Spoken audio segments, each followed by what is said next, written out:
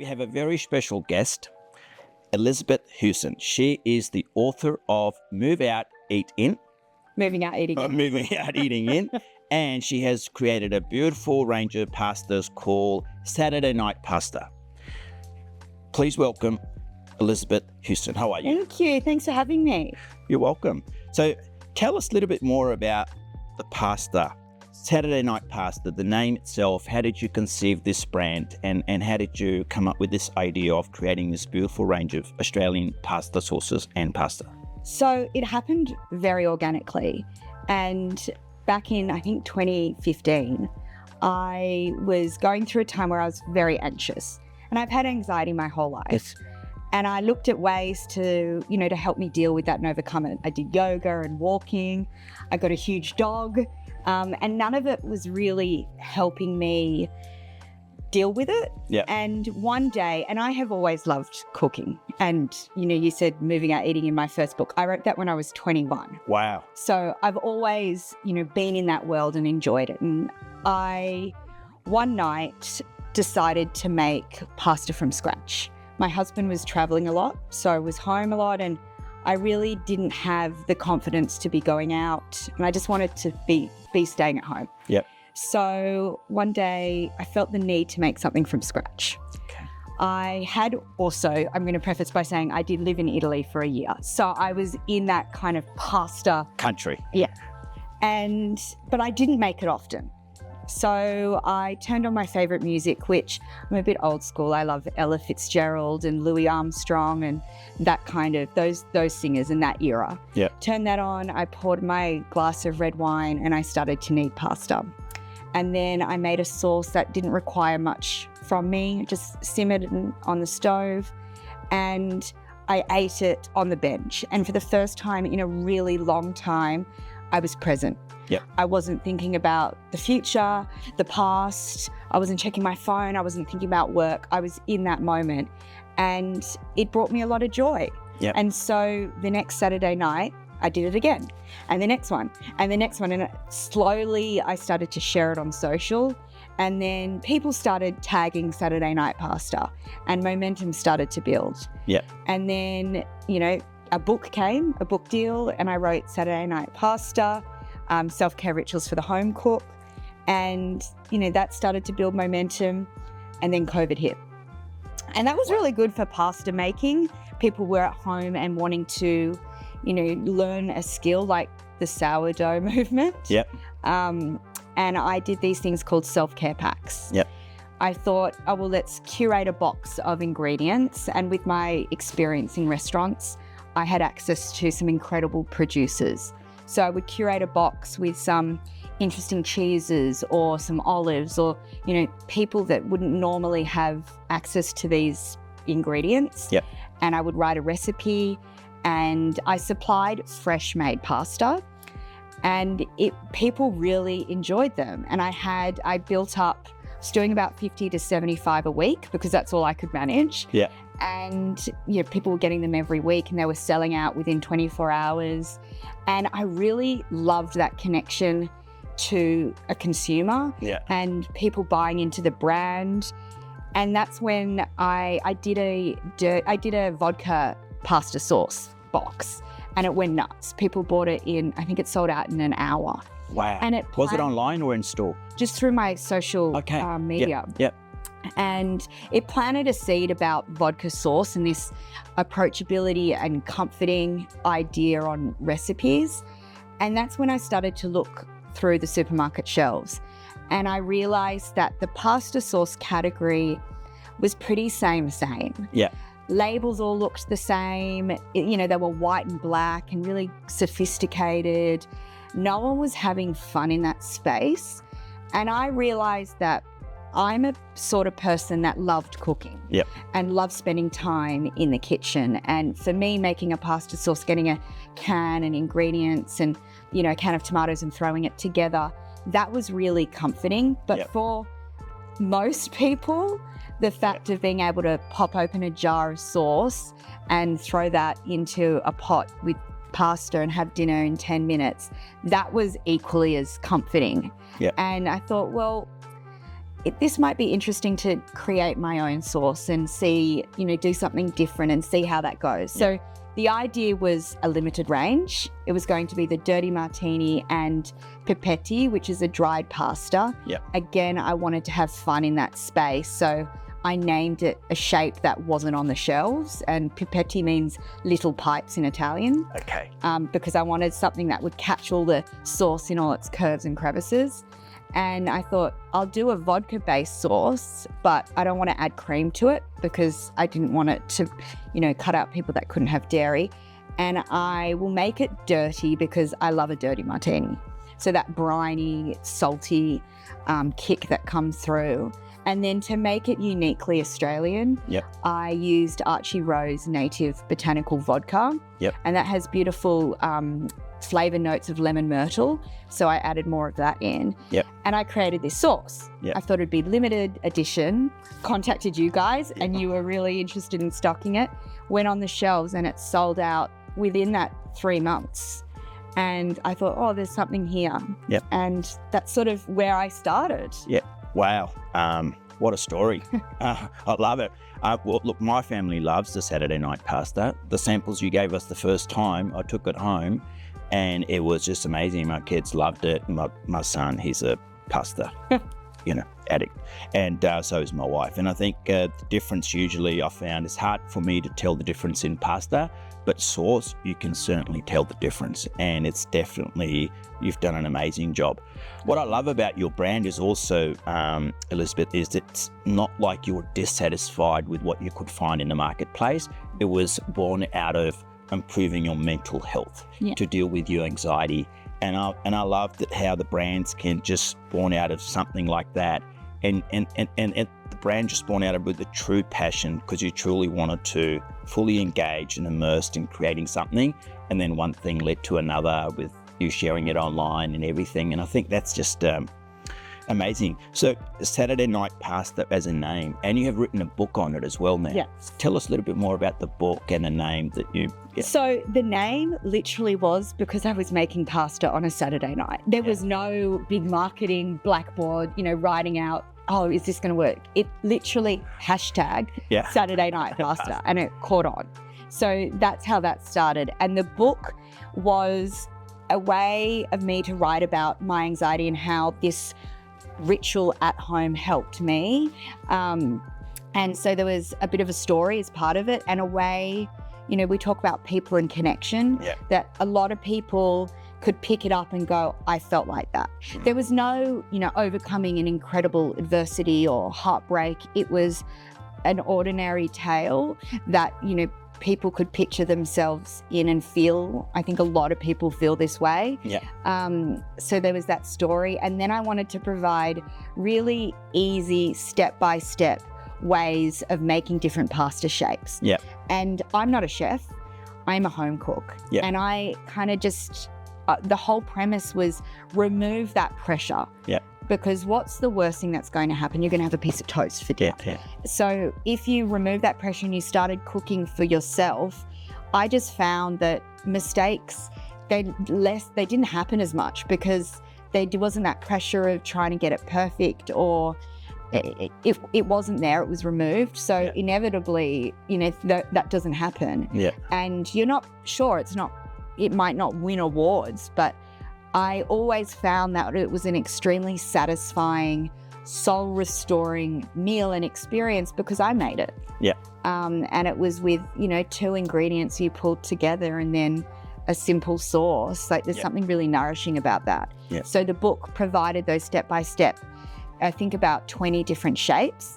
And then at the back of the book is 40 recipes. Pasta recipes that you didn't have to make the fresh pasta. You could pick up and use dried pasta. And because I didn't want to segment or alienate that group of people, which I have now found is a much bigger group of people. People might make fresh pasta a few times a year, but using dried packet pasta. And there's no difference in quality. Beautiful. So the purpose of the book, to write a book, was to share your story, how you dealt with the anxiety, as well as give customers recipes, how they could go about doing it themselves as well. Yes. So do you share like how you went about actually why just pasta and pasta sauce? Why not something else? Yeah, I mean, I just fell into, I have always loved pasta. I mean, first of all, We all do. I love eating pasta. I loved the act of making it and trying new different, shapes and experimenting and playing around with it. And I got obsessed with it. I mean, I'm an obsessive person anyway, but I threw myself into it. And I have a very curious mind. So the more I made pasta, the more I wanted to make pasta and give different shapes a go. And I would read, I had so many cookbooks on different pasta shapes. And then I took myself to pasta school in Italy. Excellent. And I did an immersive 5-day school one-on-one with a pasta teacher, and I made pasta 8 hours a day. Right. Just really finessing my craft. Now you can call yourself qualified pasta Well, chef. I wouldn't, because I feel like I'm a home cook at the end of the day, and my pasta is not perfect. Yeah. I still have bad days where I can't get that shape, or I don't ever cut my pasta perfect, and I don't care about that. That's not what I'm trying to achieve, because it's actually, as cliched as it sounds, it's not the destination, it's the journey. Yeah, definitely. And for me, it was the experience of, And do you still make pasta every Saturday? I made it last night. Oh. Well, it was Friday night, but... No, today's Saturday. Yeah, today's Saturday. Friday night. Yeah. Is there a Friday night pasta brand coming out? No. Maybe one for a different day. Yeah. No.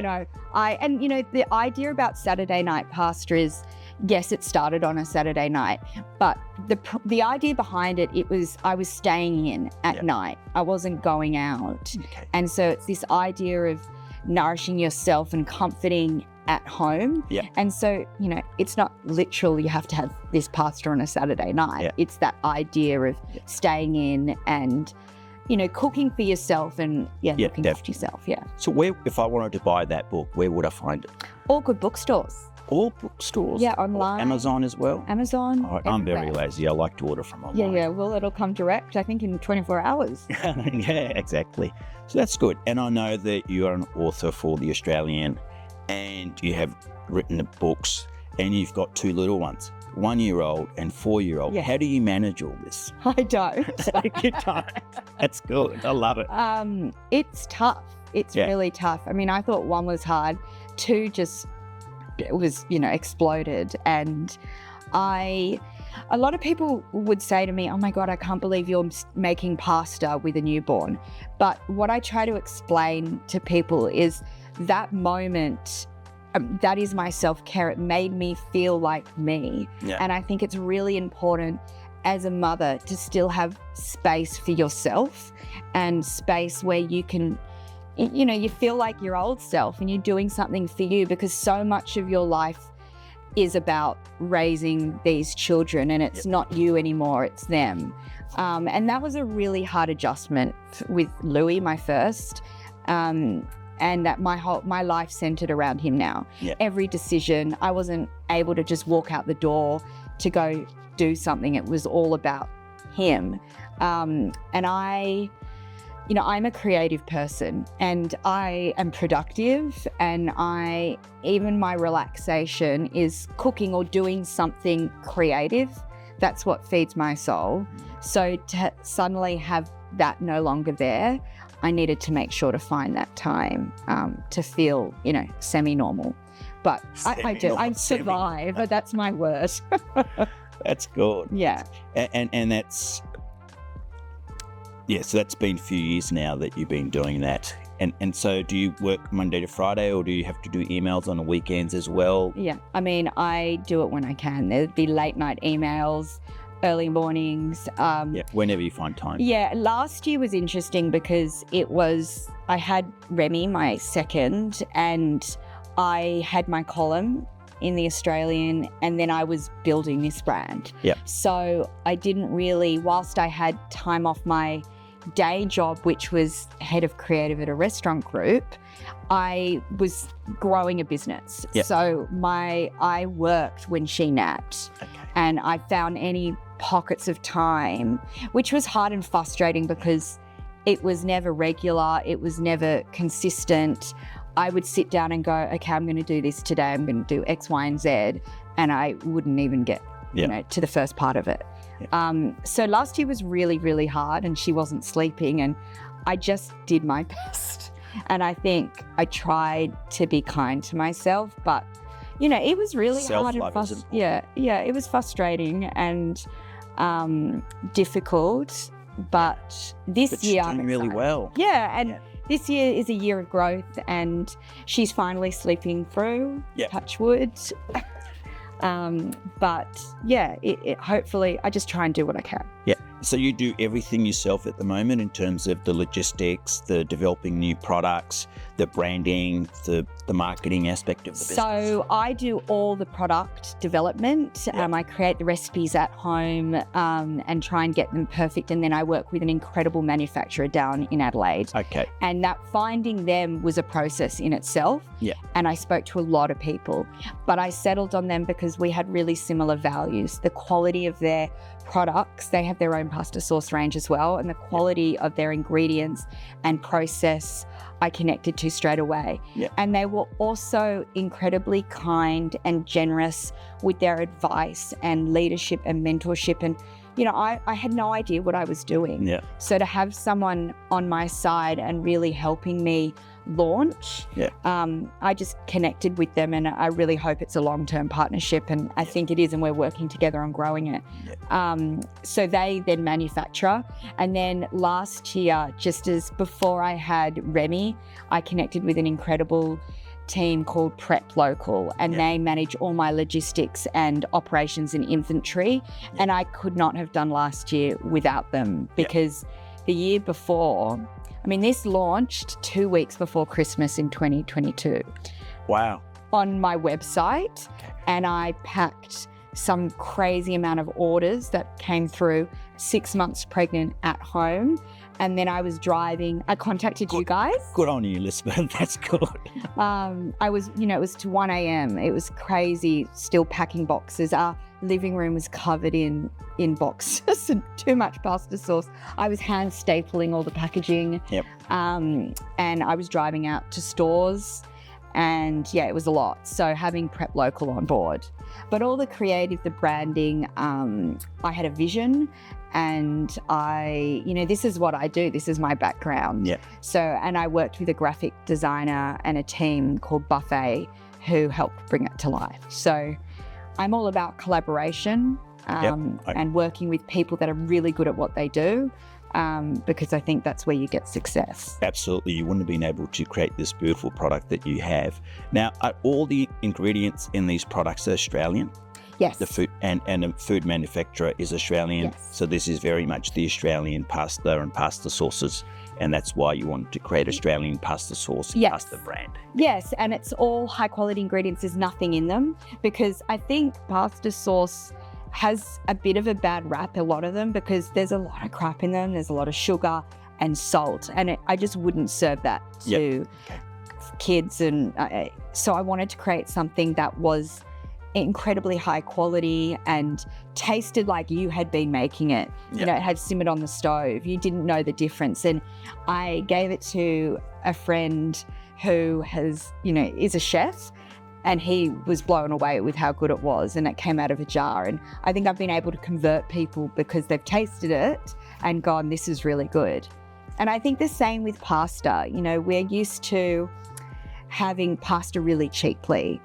But when I think a good test is you cook pasta and it falls apart, or it's hard, you feel really bloated after it. But when you have a good high quality pasta, that holds its shape, has great texture, that's why it's at that price. And this is all Australian made. It's using semolina from the Golden Wheat Triangle in New South Wales.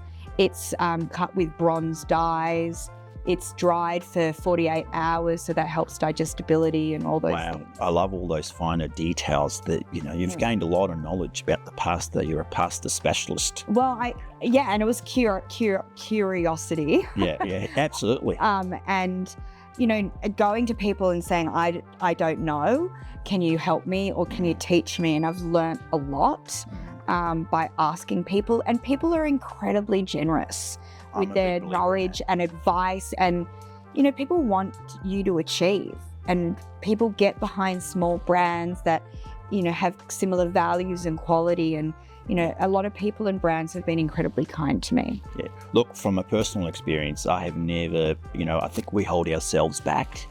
And every time you ask for help, it's always available. I've never been rejected from anybody I've ever asked for help. Yeah. It's just that we don't ask enough for help to succeed. People are generous with Very their time, generous. and particularly people that have been successful.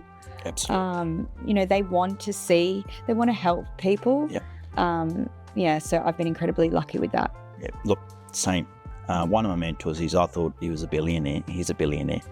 And I met him, someone introduced me to Gary Teague, and I was a bit nervous about calling him, but he, I could go on all day, but he gave me generous 3-4 hours of his time. And since then, every quarter, he gives me 3-4 hours. Wow. And have never, ever said no. Yeah. So very lucky. Yeah, it's amazing. And I think people connect when they hear someone with passion. Absolutely. And this is what's driven me, is a passion for creating, well, first of all for pasta, but for creating, something for myself and a brand that I really believe in. Yeah. And I think people connect with that. Yeah. And so both from a consumer point of view, but also from a mentor, when you ask someone for advice, they feel it, they see it in your eyes. And absolutely. We at Kiwi, we say we're in a people business serving food, not food business serving people. Yeah. And I think people, at the end of the day, we are serving people. We're working with people, serving people, dealing with people. Our success comes through people, with people. It's all about people. It's all about people. Without people, there's no business, So, coming back to you again, because we want to know more about you. So tell us a little bit more about your food. You said that you have a background in restaurant industry. So what was your role? What did you do? So I started out in PR. Okay. And I was doing PR for food brands, for restaurants. And actually my first client was Key Restaurant with Peter Gilmore. And I was 20, and I went along to this meeting, and over the meeting, Peter came out with some dishes. Yep. And I was young, and the best advice my boss at the time gave me was be a sponge, sit there and just absorb everything. And, I didn't know anything. So I sat in that seat, and I just remember listening to Pete talk about his dishes and how he came up with them and the importance of texture and flavour. And then I got to try it, and I just fell in love, completely taken away by the magic of restaurants and food. And I thought, this is what I want to do. So and actually one of the dishes, which I'm sure was a snow egg, which became probably one of Australia's most iconic desserts. Rest in peace, because it's now no longer on the menu. And I thought, I want to know more about this world and food, and I want to feel really confident sitting at that table. So what do I have to do? Yeah. I want to study. I want to learn more. I knew I didn't want to be a chef because my anxiety, and I just couldn't deal with the pressure of the kitchen. But I thought, if I have a seat at this table, I want to know what I'm talking about. Yeah. And then I can have a conversation with someone like Peter, and know what he's saying, understand, and bring thoughtful comments to the table. And if I was going to represent him, being able to tell that story well and accurately. So I worked with Pete, I worked with Otto, which is an Italian restaurant down at Woolloomooloo. Yeah, I used to go there. I loved it. It's very good. Still there? Still there, yeah. And it's 23 That's how much I go out. years. Yeah, you need to get back there. It's nothing better than sitting on the wharf at Woolloomooloo. No. And Butcher, Victor Churchill, even and alcohol brands as well. And then after about 6 years, I was looking for that, how to really come back with, I wanted to study. Yep. And I found a master's degree over in Italy. Okay. And it was a master's in food culture and communication at the Slow Food University. Yep. And slow food is all about, going back to food and understanding where it came from, the importance of it, connecting producers to people, and I saved up and I took myself over there. I was 27 and it was an incredible year. Yep. It was Monday to Friday, 9 to 5, all in English. And in my class, there was 19 people from 12 different countries. So not only did we learn about things like sustainability and food history, photography, chemistry, taste. We did classes in beer and chocolate. I had a beer and chocolate sounds pretty good. Yeah. We traveled all around Italy. We went abroad to Spain and England to learn about their food cultures. It was an incredible year. And it gave, the confidence to come back and know a lot more and be able to contribute. Yeah. So that was sort of my background. And then I went, John Fink, who is Fink Group, which own Key and Benelong and Otto, and then partner with a few other restaurants, Firedor and Gilda's and Beach. He called me and he said, Lizzie, I'm opening a small restaurant in the Sydney Opera House. Do you want to come in, do 6 months and do the PR and comms? Okay. And of course that was Benelong, Sydney Opera House with Peter Gilmore, huge restaurant. And I thought, yeah, I'll come back and do that. And then I've just never left. It's sort of 8 years and working with them. And I'm now head of creative at the restaurant. I mean, I'm on maternity leave, but. Well, you still are. Well, I'm on maternity leave. Okay. So I'm still connected to the group and the family, and it's a family business. Yeah. So, I think once you're in there, I thought you were doing that as a full-time job as well. No. This is my baby. Superhuman. Apart from my 2 kids, this is my baby, and I've always wanted to build a brand. Yep. I didn't ever think this would be it, but I think that's actually really nice at how it's grown organically, and now I see the potential and opportunity in this. And, ideas and growth, I love thinking about what else am I going to do here. Excellent. You are extremely educated when it comes to food based on, master's degrees in food and culture and I think if you love to eat, for me, that's where it started. Yeah. I love to eat, but I don't like cooking. Yeah, okay. I love to eat. I love to cook. And then my curious mind just takes me. I want to know more. Yeah. So, again, when you're passionate about something. Yeah, absolutely. Look, we have to just keep learning. Yeah. I think only learners rule the world. Yeah. And I think when you don't know something, to go and find it. Like I had no idea about starting a brand, a food brand. And there was a lot of learning and mistakes made, and if I was going to do it, I wanted to do it properly. And so starting out with the 2 sources, I met with a few retailers. I mean, I just emailed people and I said, this is me, this is my story, these are my 2 products, would you be interested in stocking them? And it was amazing how many retailers said yes. You guys included. You were my first big retailers that came back and said to me, we would love to stock it in all your stores. I nearly fell off my seat. I was so excited. Look, our business is based around supporting small small Australian producers and brand owners. So I'm glad that we played a small little part. So how long have you been on Kiwi shelves? Well, you guys, literally when I launched, I dropped it in just before, I think it was January 23. So we did 1 sauce and you guys said to me, just don't run out. That's the worst thing you could do. And I thought, well, that's a really great thing to sell out. Yeah. But no. That's a terrible thing to sell out with a food product. And the sauce did. And I quickly, called my manufacturer and I said, I need more. Yeah. And I'm going to do this. I'm going to invest in it because I had the support of, people like you. So I did. And then what retailers were saying to me is, you need more. So my naive brand thought these 2, the pasta and the sauce, sit together on the shelf. But of course they don't. The sauce sits here and the pasta sits there. And they said, you need more. You need more presence because, and this is again why I approached the packaging like that so it would stand out. So I thought, okay, I'm going to produce another sauce and another pasta so I have more shelf visibility. And my mentor said to me, Lizzie, what's your vanilla ice cream? So what's your entry product? What's the sauce that, what's the product that everybody's going to understand straight away, know what it is? You need one of those. So that was summer, tomato and basil. because I thought that's a pasta sauce everybody knows and is comfortable with, but how am I going to put my spin on it? How am I going to put the Saturday night spin on it?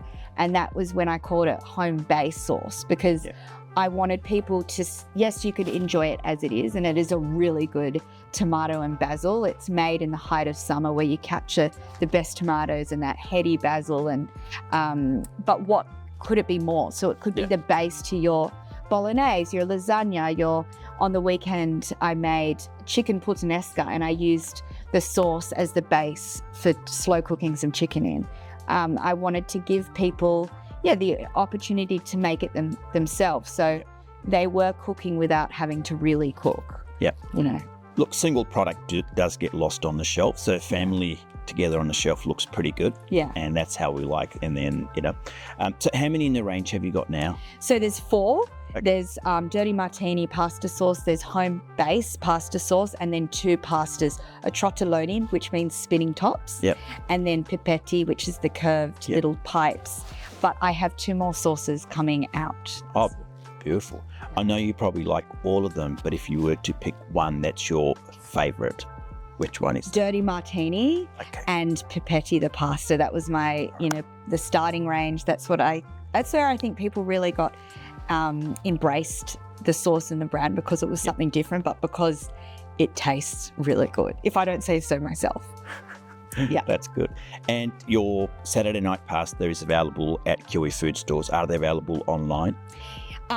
Yes, through my website, but I'm trying to move away from that to push it through retailers, because what I've realized is, and these are all things I have to learn setting up a business, and you make a lot of mistakes. But I was, I'm packing orders late at night, boxes, I'm spending time booking couriers. I had a box out the other day, it got stolen, I had to package it up. Oh, no. And doing that with a young family, and then trying to, talk to retailers and then work on new products, like something has to give. And I realized if I'm going to grow and scale, I can't be packing orders at home. It just takes up too much time for such a small, really part of it. And I want to support my retailers. And I want them, people also to go, I feel like pasta, I'm going to walk into a QE store, pick it up and, without having to order it and pay shipping and so I'm trying to push it through. That's my strategy. Okay. And apart from Kiwi food stores, do you have a lot of other retailers in East, Lower North, where are your retailers? Actually regional has been incredibly supportive, and I think there's small food businesses there wanting to offer something different, and that's been incredible. So actually Orange and Albury were they reached out to me and asked if they could supply it really early on, and they have been incredibly supportive. And Braidwood, which I think is fast becoming one of the food capitals of New South Wales. Wow. And they sell a lot of pasta sauce down there. But high-end food stores and delis that are really looking for local and wanting to support brands. I think, as we talked about, it's that story and that connection. And I think people really resonated with that vulnerability and, feeling connected that way. So I'm hoping that, people are attracted to that as well as the sauce. Excellent. Oh, wow. What a story. That's an inspiration to a lot of people. Oh, thank you. It is. And I think you've created a beautiful brand that sits well on the shelf, presents very well. You have chosen the colours, the packaging, everything, just beautiful. Thank you. It was important to create something that did stand out on the shelves because, it's a competitive market. I am learning a lot about retail shelves, and it's standing out. You firstly need brand awareness, and then it's standing out on the shelves, and then it's getting people to try it. And I'm confident as soon as people try it, they go, this is really good. I want to have this in my cupboard all the time. So it's getting them to buy it, and that shelf visibility and, being in store and working with the retailers as well. You guys know your customer better than I do and what they want. And so it's saying to you, hey, what's doing really well? What's not? How can we work together? Yeah. Yep. Comes back to I'm still learning about the shelves. Yeah, please tell me. Still learning. I want to learn from you. What have you learned? Because been in business for 20 years and I think it's constantly changing. Even the shelves changing themselves. So you just got to keep educating yourself because nothing's permanent except the change itself. Yeah. Change is the only thing permanent. So I think things are constantly changing. So we continue to keep educating ourselves to stay relevant. Yeah, and I think consumers are savvy. You know, people are wanting quality. Yeah. People are wanting products that aren't filled with preservatives and a whole lot of fillers. Yeah. So, and that's the other thing. When I looked at the sauces, they were all 500 ml big jars of sauce. Yep. And I consciously made the decision to do 375 mils because I think Australians oversauce their pasta. Okay. And you don't want too much sauce. You know, the pasta's the hero as well. And then I always found that I was left with this much sauce in the jar and it would sit at the back of your fridge and it would get moldy and gross and then you throw it out anyway. So I didn't want a lot of waste with it. I wanted a pack of sauce and a jar of sauce and a pack of pasta to feed 4, and then that was, you know, you're not left with that little bit. So I consciously made that decision to do that. The 375. Yeah, but there's probably a bit of an education around that for consumers as well. All right. Yeah. And how did you work out actually the 375 gram is the perfect size? What? Test. Okay, test. Yourself at home? Yeah. Okay. And the pasta, you know, people, and I think this is mistakes made all the time, is people always make too much pasta and they're always left with cooked pasta. And I don't think, you know. I'm one of those. Yeah. So to give people the perfect portion size for 4, I thought about that. That was something I consciously made the decision to do. Yeah. And it is a rich sauce because that's why I didn't want to pack it full of, you know, things. It needed to be really high quality and be rich, and, you know, you add the pasta and a bit of pasta cooking water, which is the secret to creating a beautiful, you know, restaurant quality pasta at home, is that cooking water, and, you know, really emulsifying that into the pasta. You don't need 500 mils of sauce. I agree with you. Every time I have made pasta, always over sauce it. Yeah. And then there'll be sauce left in the pan and on the plate because you can't. Yeah, you want the pasta and the sauce to become one. So that's why you add them together. You always give a good emulsification and stir it. Never sauce on top of pasta. There you go. I've got a very good education lesson on pasta. Pasta and pasta sauce got to become one. Yes. Good. Yeah. Well, thank you, Elizabeth, for sharing all this wonderful knowledge and how you went about and creating this wonderful brand. And I think our customers would really love hearing all of that, and inspiration to become an entrepreneur as well. I wouldn't call myself that yet. Oh, yes, you are. But thank you so much. That is the definition of entrepreneur. You've created a product, you're serving a need that existed out there. And not only that, I love the combination of that you created this brand out of dealing with your own anxiety. So you found something to do and became really passionate about it. And now you taking your passion out to wider community. Oh, thank you. And I wish you all the success. Thank you so much for having me. But most importantly, thank you for supporting the brand in your stores, because that was a really big deal to me and I really appreciate it. I'm glad we played a small little role in there. Hopefully it's a very successful brand, but I'm sure it will be. With you, you know, doing what you've done for me has been incredible. So thank you for supporting. Thank you. Producers like me.